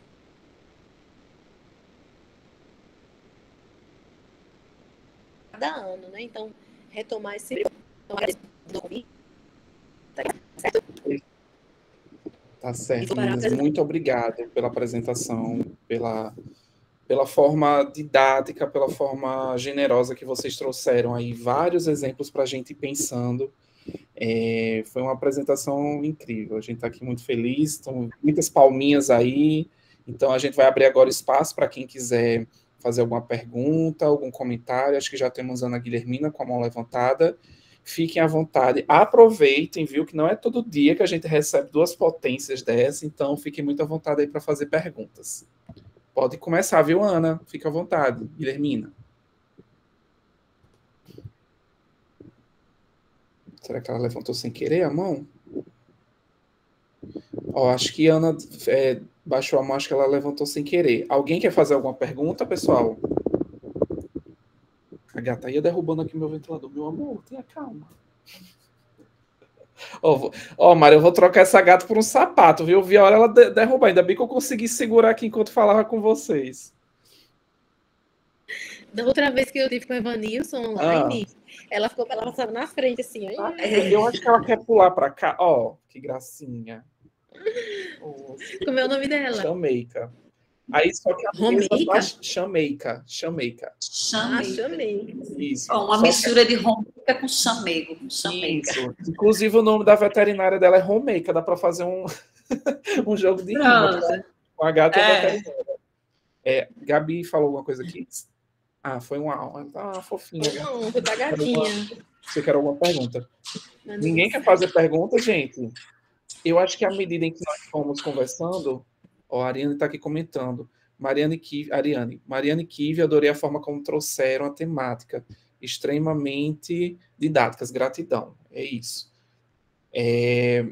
Eu acho que à medida em que nós fomos conversando, eu também fui interrompendo muito, peço até desculpas. A gente não combinou, porque eu sempre deixo muito livre porque tem algumas pessoas que preferem fazer a apresentação e depois abrir para perguntas. Eu acho que no nosso convívio a gente já percebe que a gente gosta desse diálogo e de conversar, que é quando a gente pensa realmente melhor através dessas provocações. E aí eu fui trazendo algumas coisas das minhas lembranças com a minha passagem no NEI e das coisas com as quais eu venho pensando agora com os alunos da pedagogia. Fui anotando muita coisa, porque é isso, a gente aprende muito nesses momentos, a gente relembra algumas das coisas com as quais a gente já está um pouco distante, mas nessa minha aproximação com o PIBID e dessa minha última experiência com o NEI, eu tenho sentido realmente essa necessidade de estabelecer os laços da universidade com as instituições que trabalham com a alfabetização. Eu acho que nesse elo a gente consegue aí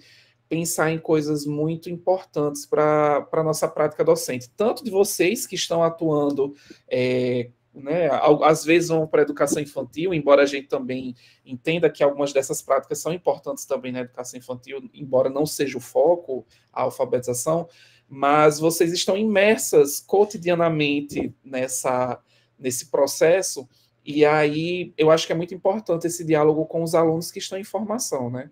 Embora nessa ação de extensão também tenhamos algumas professoras da rede municipal, e aí é o que eu acho mais bonito, porque é um processo em que todo mundo aprende. Certamente, se tiver aqui alguma professora da rede municipal, aprendeu muito com vocês hoje, né?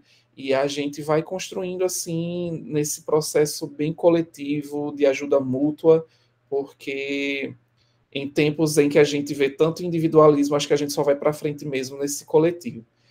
E aí, Gabi está dizendo aqui, tudo fez bastante sentido devido às nossas leituras do PIBID e projetos de pesquisa. Ajuda demais a consolidar. Obrigada. É isso também. A minha proposta foi que a gente tivesse um primeiro momento de teoria, a gente foi ler, beber da fonte, né, da Magda Soares, da Emília Ferreira, e aí agora a gente está com as pessoas que melhor podem nos situar em relação às práticas, ao cotidiano com as crianças. E eu acho que a palavra-chave, talvez, aqui desse encontro, ou se eu pudesse resumir em algumas poucas palavras, é abertura para o que as crianças podem nos proporcionar. Acho que a gente só consegue realmente fazer coisas relevantes e significativas para as crianças quando a gente se permite ouvi-las.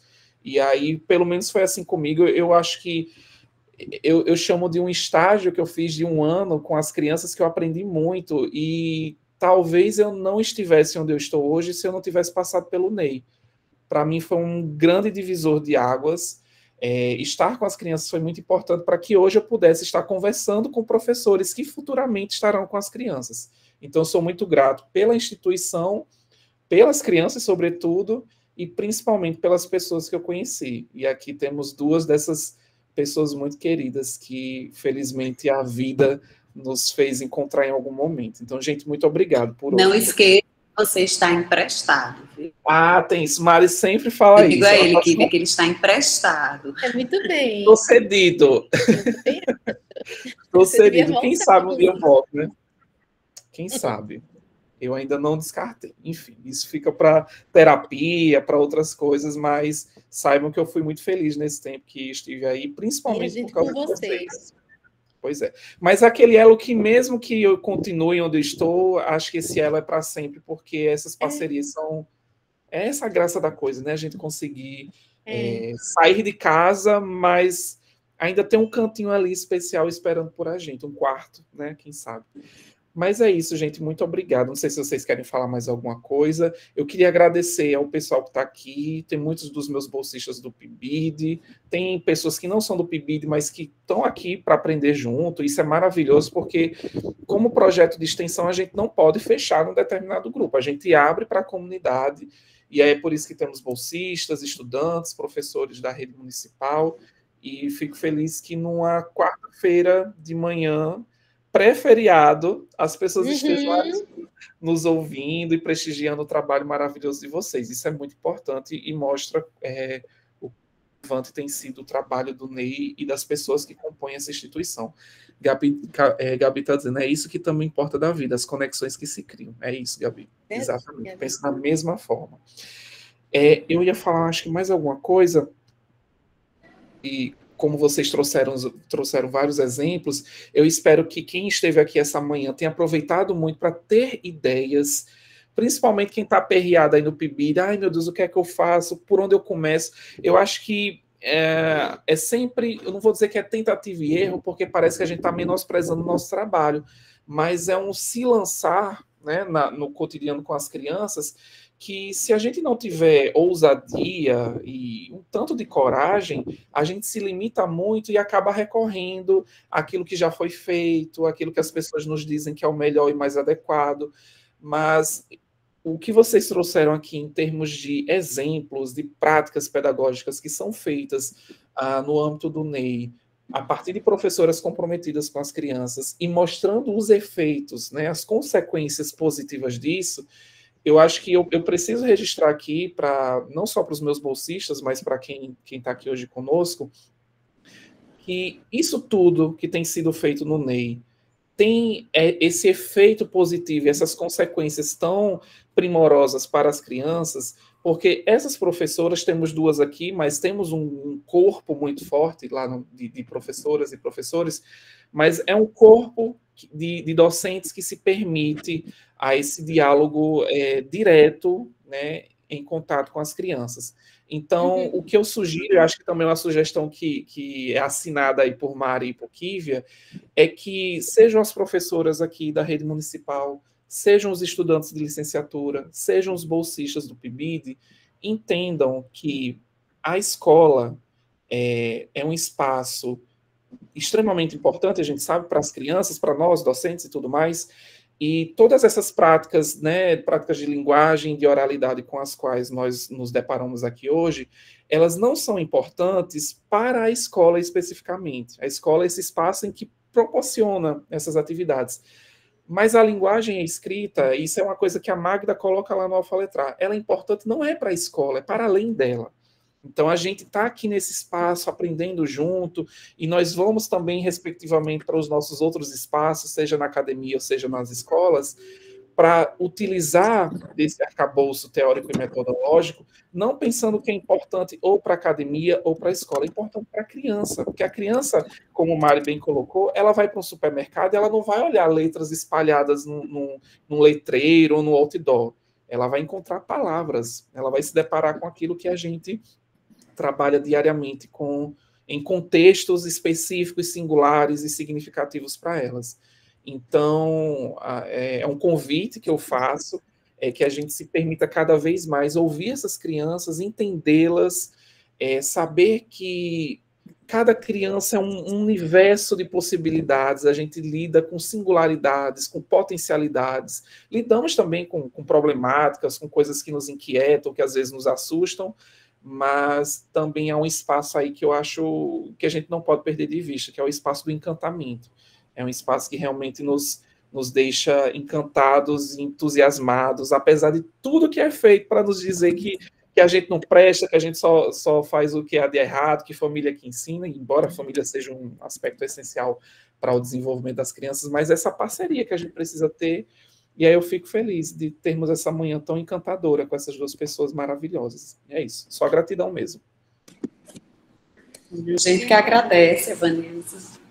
Agradeço muito, é sempre muito bom, como disse Kívia, né? Não é que a gente retomar, ouvir o outro, né? Eu ainda não tinha tido a oportunidade de ouvir Kívia falando de alfabetização, então é sempre muito bom, é um momento, desde o início a gente disse, de diálogo e que todo mundo aprende. Estamos aqui sempre para aprender, refletir, né? A partir do meu discurso, eu reflito novamente, né? E assim a gente vai avançando. Então, só agradecer a todos. Então, acho que é isso. Eu vou aqui só colocar, que eu esqueci, gente, eu estava aqui tão animado com vocês, eu esqueci de colocar a lista de frequência para o pessoal. Deixa eu só copiar aqui rapidamente. Enquanto isso, quem quiser, quem estiver aí a fim de tirar uma fotinha, liga a câmera. Enquanto eu vou copiando aqui. Ajeite os cabelos, eu vou ajeitar um pouquinho que eu ainda tenho. Então, mandei a lista de frequência no chat. Quem quiser ligar aí a câmera, eu vou dar alguns 2 minutinhos para vocês irem se preparando. E aí a gente tira uma fotinha para a gente registrar esse momento maravilhoso que tivemos hoje. Que é só com as demandas, olha, coordenadora. E é bom assim, coordenadora que ri, Luana, se diverte, com leveza. Quem é? Tá rindo, isso é bom. A professora Luana. Oi, tudo bom, Luana? Tudo bem? Saudades, querida. Está tudo bem aí? Preparativos para o Enem, como é que tá? Uma loucura. Temos aqui alguns, viu, que certamente irão. Que bom. Então nos Pois vemos beijo. logo mais. Beijos. Beijo. Eu acho que o povo aí acho que tá todo um carinha de sono, deve estar na cama, deve estar meio desarrumadinho, acho que ninguém vai querer ligar. Então vamos fazer o nosso print, eu vou tirar aqui, porque são 3 teclas que eu preciso apertar para printar. Então vou lá, vamos nos preparar, faz um sorriso bem bonito. 1, 2, 3 e... Acho que foi. Deixa eu ver aqui.